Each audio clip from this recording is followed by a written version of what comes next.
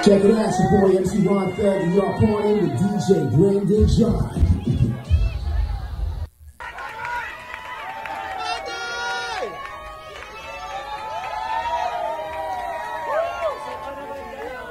Welcome back mga kaaldab. Ito na naman po ang inyong lingkod, si Mr. Destiny, at magbibigay po tayo ng pinakamainit na update po ngayon sa social media. Ito po yung ebidensya at resibo mga kaaldab, na kung saan kitang-kita nyo naman po na sumisigaw po yung mga netizen ng kiss pero hindi nga po pinagbigyan. Ano nga po ba ang pagkakaiba nito sa Eat Bulaga Live? Yan ang sinasabi ko sa inyo mga kaaldab. At dito naman po yung crowd, kita nyo naman po kung gaano lang po kakonti.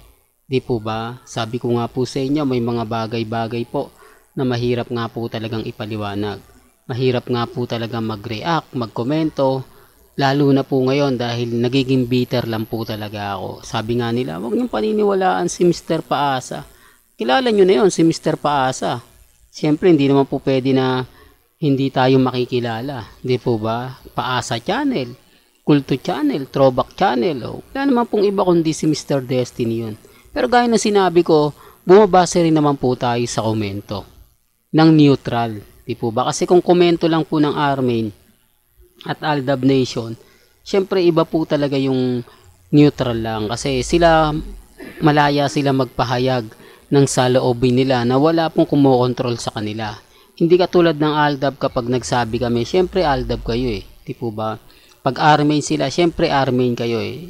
Kukuha lang tayo sa neutral. Gaya nga po ng sinabi nila, bakit hindi nga po raw hinalikan? Bakit nga po daw walang kilig moment sa birthday ni Mengay na dapat nga po raw malaking sampal? Real talk mga kaaldab, malaking sampal sa mga Aldab Nation. Sinasabi natin na may mga bagay-bagay nga po na mahirap ipaliwanag. May mga bagay-bagay po na hindi talaga po pwede. At wag na nga po raw ipilit. Di po ba?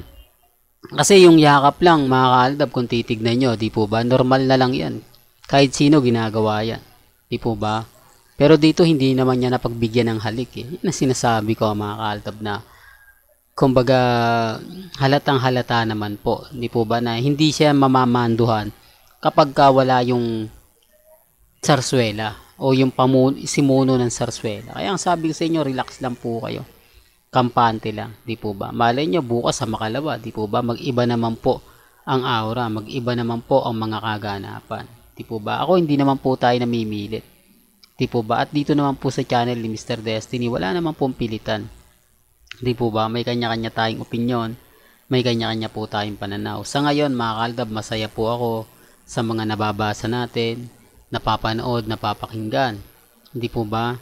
Tapos ngayon, trending po yung mag-asawa. Speaking of mag-asawa, bago natin ituloy itong magandang topic natin, kung bago ka lang sa channel na to, at isa kang true-blooded Aldab Nation na nagmamahal po kila Mengay at Isoy, tama po ang channel na pinuntahan mo, kaya consider na po kitang bagong subscriber. At huwag mo kalimutang i-share ang mga video po natin sa mga mami, sa mga titas, at sa mga senyor. Remind ko lang po sa mga ayaw po, sa mga hindi po naniniwala, wala pong problema.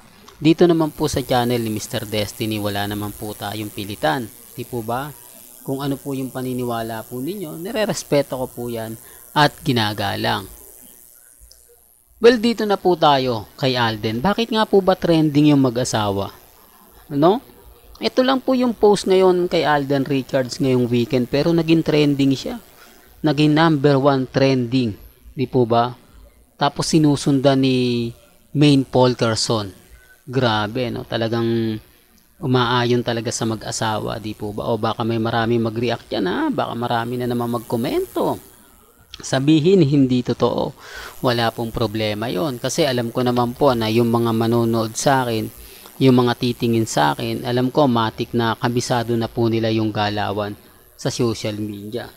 Kabisado niya nila yung mga bilangan, di po ba? Kaya nga sabi ko sa inyo, ako hindi po ako basta-basta nagpapa-apekto. Hindi po tayo basta-basta bumibigay. Ang sa atin, tuloy lang yung laban, tuloy lang yung update, di po ba pabor man o hindi, kailangan alam din po ninyo Kailangan yung mga kaganapan 101%. Di po ba? Tapos sasabihin nila wala daw katotohanan yung sinasabi ko, paasa channel, okay lang po yan. Di po ba?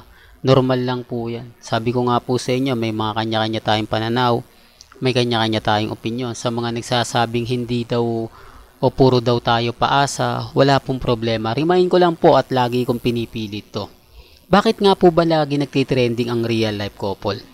Ano nga po ba kaya ang rason at dahilan na nagbibigay trending po kila Mengay at kay Alden? Di po ba? Sinasabi ko lang po ito para lang klaro.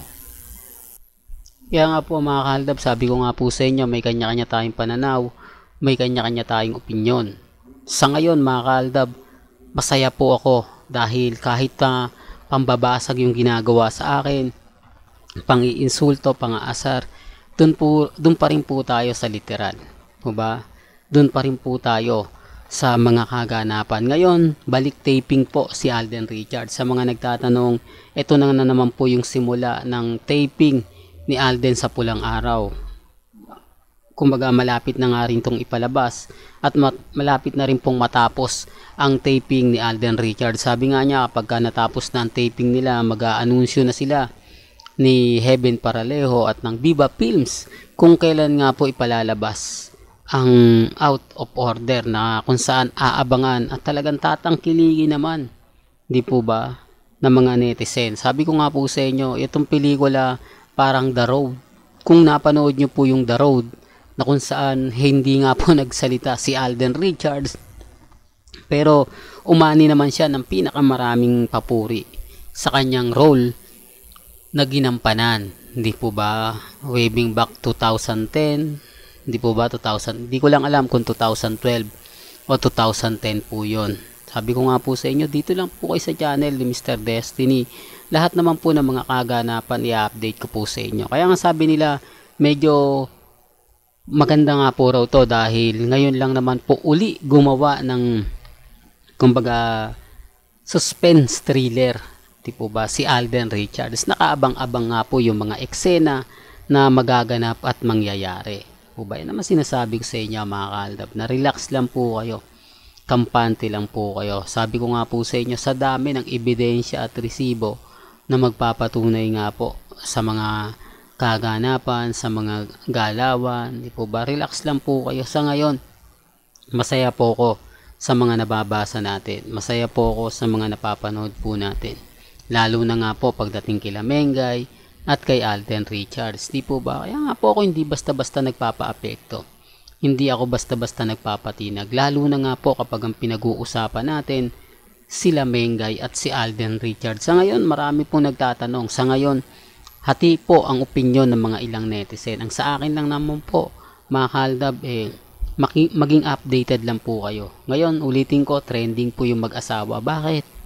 Di po ba? Ayan ang kalakasan at kahusayan nga po nila Mengay at ni Alden Richards. At doon po sa video na pinakita natin, ebidensya at resibo lang po yun mga kaaldab na wala po talagang ganap. Well, hanggang dito na lang po ang ating latest updates. Kaya kung gusto nyo pa po ng pinaka-latest at sariwang update, abay tumutok lang po kayo dito po sa channel ni Mr. Destiny para updated po kayo sa mga latest at sa mga bagong video po na ilalabas po natin maya-maya lang. Hanggang sa muli, salamat po sa panonood at pakikinig.